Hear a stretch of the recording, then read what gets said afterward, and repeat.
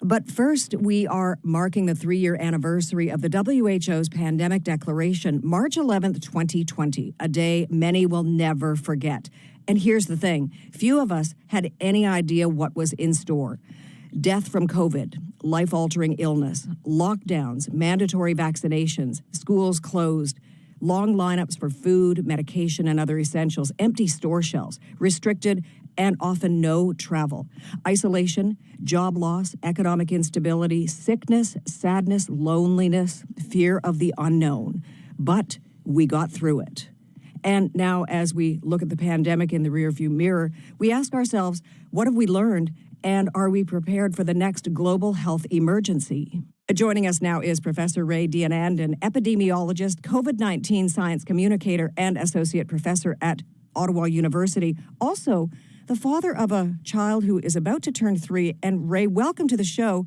But it means that you and your wife had a pandemic baby. What does that mean to you? It means that I can track the progress of the pandemic by looking at his progress through life. So the access that he has to elements of society have tracked with the extent to which restrictions have come and gone. It's been fascinating to watch how his life has mirrored the pandemic progression so closely. And, you know, we all look back at the past 3 years and really, truly, we felt a bit blindsided. And I'm not speaking for everyone. Maybe I'm just speaking for myself. But it took us all by storm and by surprise. What do you remember most about the past couple of years? What stands out in your mind as an epidemiologist about COVID-19 and how it was handled? Wow, that's a big question. A lot stands out for me, and not much of it scientific, to be honest. What stands out mostly is the path that society took in understanding and misunderstanding science. I think a lot of people got a crash course in what science actually is by watching it unfold in real time. Science is not a set of facts. Science is a process of understanding that changes with time.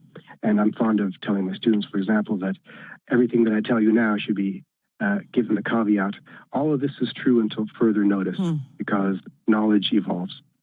You know, it's interesting. The top doctor in Ontario earlier this week made a statement, part of his annual report, saying we need to do a better job of being prepared for the next pandemic. You got a jump on that in January of this year, January 12th to be exact. You had an article in the Ottawa Citizen, Let's Apply COVID Lessons to the Next Pandemic. Shall we review some of that? It begins with your first suggestion.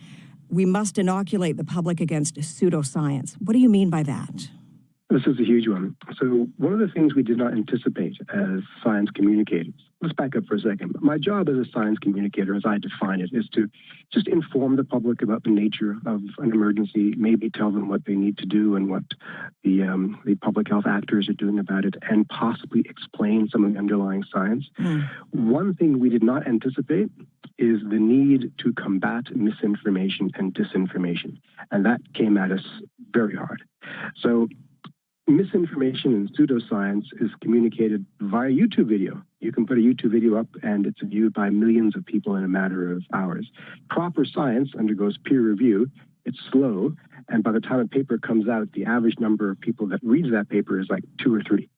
So you're at a disadvantage already as being a purveyor of proper science against pseudoscience. The best way to make sure that actual science is understood and accepted by the masses is to inoculate the public, pun intended, against bad ideas by really investing in good fundamental science education.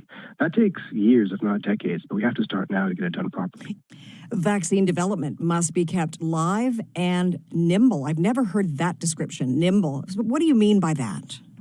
I mean that we have to be ready to create new vaccines quickly. We have to be ready to adopt new technologies quickly. We have to be ready to distribute at a rapid pace. Think back in 2020 when we first got the mRNA vaccines, how much thirst there was to get access to those vaccines, how people were lying about their eligibility status, how there was even movement amongst organized crime to get access to the vaccines. It was so slow to get them. And because we as Canadians did not manufacture them, we weren't prioritized globally to receive the vaccines. We had to wait additional weeks and months before our most vulnerable could be immunized. So what I think we need is to have domestic vaccine production capacity. We're working on that to a much larger extent than we have now. We used to have this decades ago. We need it again. And we need to have cutting-edge vaccine development technology, because I think we're looking at a new era of immunotherapy as new technologies are revolutionizing vaccine science, and we have to be part of that process. The fifth of your 6 measures that will help in future public health emergencies in your Ottawa Citizen article, we must strengthen our healthcare system. I think that there would be 100% support for that by all Canadians. Yeah, this is a big one. So people aren't aware, we're very proud of our healthcare system.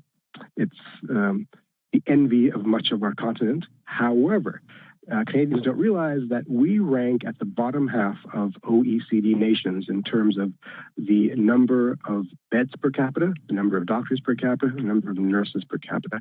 That's why a threat like COVID-19 was so dire. We could not afford to let too many people become infected too quickly, because that would have overwhelmed our healthcare system.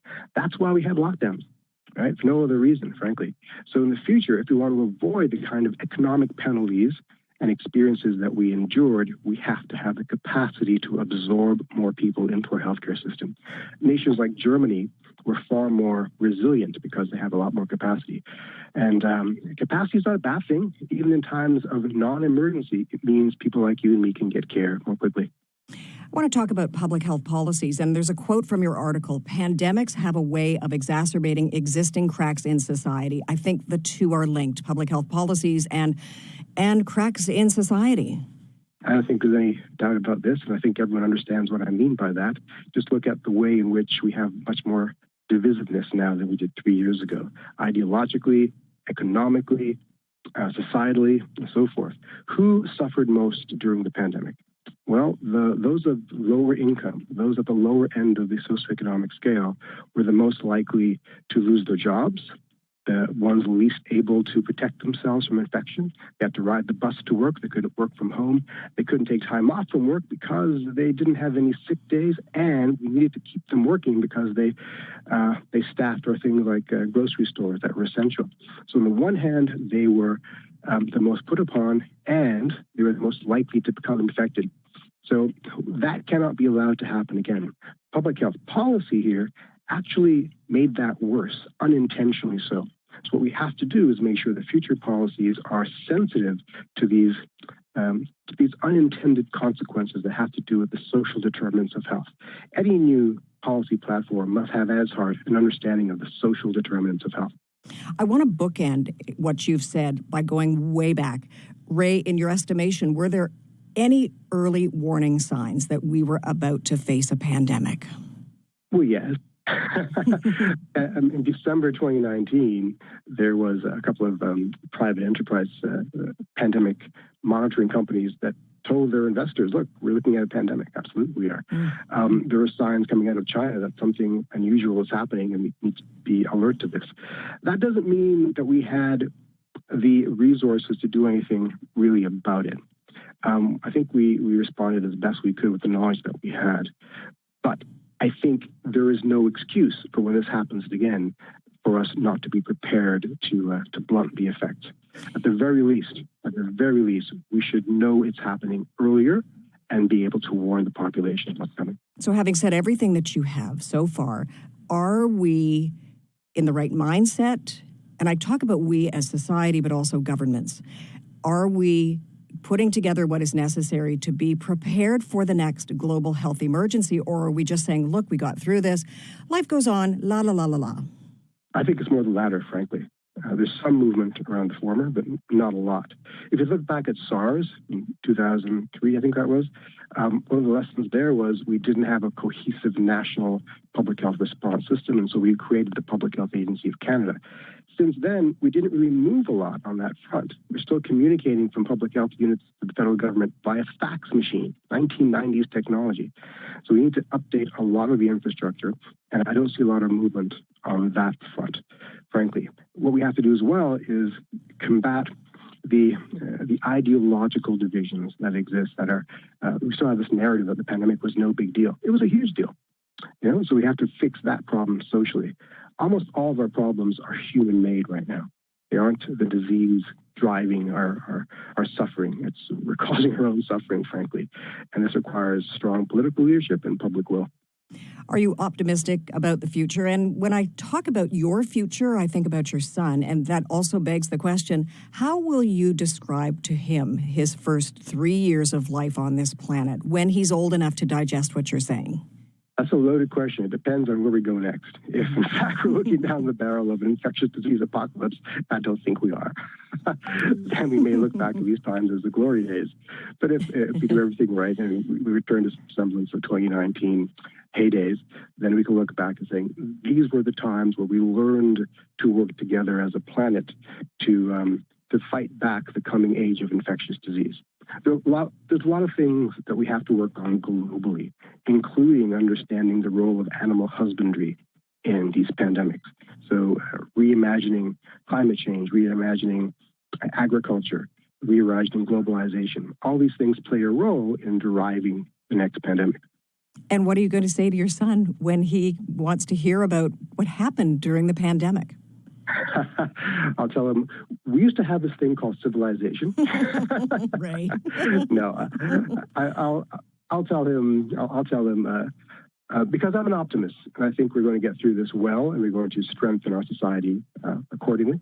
I will tell him, we learned valuable lessons in your first 3 years of life. And your father was really well motivated to contribute to that conversation because he wants you to have a great life and other kids like you, and to grow up in a world that resembles the great public health adventures that we had in the 20th century, where we beat back malaria and other kinds of scourges. We can do that again, and we will. You're a great epidemiologist. You're also a great father. Professor Raywat Deonandan, thank you so much for joining us on The Feed. It's my absolute pleasure. Thank you.